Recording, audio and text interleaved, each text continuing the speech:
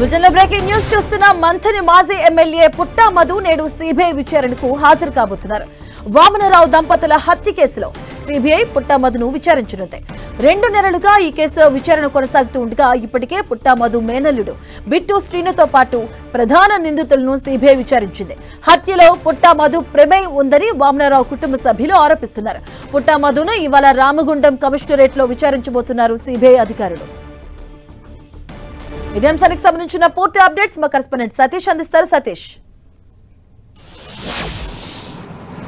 Yes Madhavi, నెల రోజులుగా వామనరావు దంపతుల హత్య కేసు సంబంధించి సిబిఐ విచారణ కొనసాగుతుంది. సెప్టెంబర్ 17న సిబిఐ విచారణ మొదలుపెట్టింది. ఆ కేసులో ప్రమేయం ఉన్న వారితో పాటు కుటుంబ సభ్యుల స్టేట్మెంట్ కూడా ఇప్పటివరకు సిబిఐ రికార్డు చేయడం జరిగింది. దీంతో పాటు సీను రీకన్స్ట్రక్షన్ చేస్తూ ఏదైతే హత్య జరిగిన ప్రాంతంతో పాటు మంతని కోర్టు నుంచి కల్వచర్ల వరకు ఈ ప్రాంతాన్ని కూడా సిబిఐ పరిశీలించడం జరిగింది. ఈ కేసు సంబంధం ఉన్న వారిని చాలా మందిని కూడా సాక్షులుగా పేర్కొంటూ వారిని కూడా సిబిఐ విచారణ చేపట్టింది. ఇటు వామనరావు కుటుంబ సభ్యులు మొదటి నుంచి కూడా మంతని మాజీ ఎమ్మెల్యే పుట్టా మధు పైన ఆరోపణలు చేస్తున్నారు. ఎందుకంటే ఈ కేసులో A4గా ఉన్నటువంటి పుట్టా మధు మేనల్లుడు బిట్టు సీను ఉన్నాడు. ఆ బిట్టు సీను ఉండడం కారణంగా పుట్టా మధు ప్రమేయం ఉంటుంది. ఖచ్చితంగా ఈ హత్య వెనుక పుట్టా మధు హస్తం ఉందనేది మొదటి నుంచి కూడా వామనరావు కుటుంబ సభ్యులు ఆరోపిస్తున్నారు.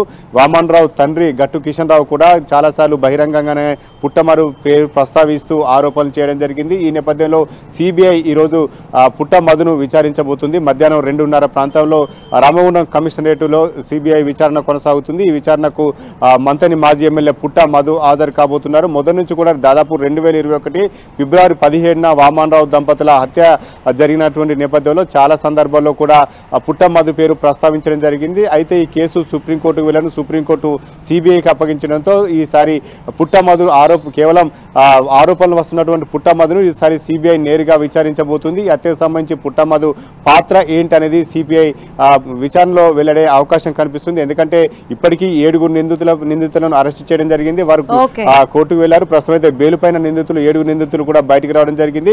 అయితే అందులో కీలకంగా ఉన్నటువంటి A4గా ఉన్నటువంటి బిట్టు సీను పుట్టా మధు మేనల్లుడు ఉండడంతో ఇదంతా కూడా పుట్టా మధు ఈ హత్యకు ప్రమేయం ఉంటుంది. ఈ సూత్రధార అంతా కూడా పుట్టా మధు అయి ఉంటాడని చెప్పి ఆరోపణలు వస్తున్న నేపథ్యంలో ఈ రోజు సిబిఐ ముందుకు పుట్టా మధు హాజరు కాబోతున్నారు. హాజరైన తర్వాత సిబిఐ ఎటువంటి అంశాలను పుట్టా మధు నుంచి సేకరించింది, ఇప్పటివరకు సేకరించినటువంటి ఆధారాలు కావచ్చు, విచారణ చేపట్టినటువంటి సాక్షులు కావచ్చు, వీరందరి నుంచి సేకరించిన సమాచారాన్ని బట్టి పుట్టా మధును విచారించే అవకాశం ఉంది. ఈ రోజు మధ్యాహ్నం 2:30 గంటల ప్రాంతంలో పుట్టా మధు సిబిఐ ముందు హాజరు కాబోతున్నారు. Thank you.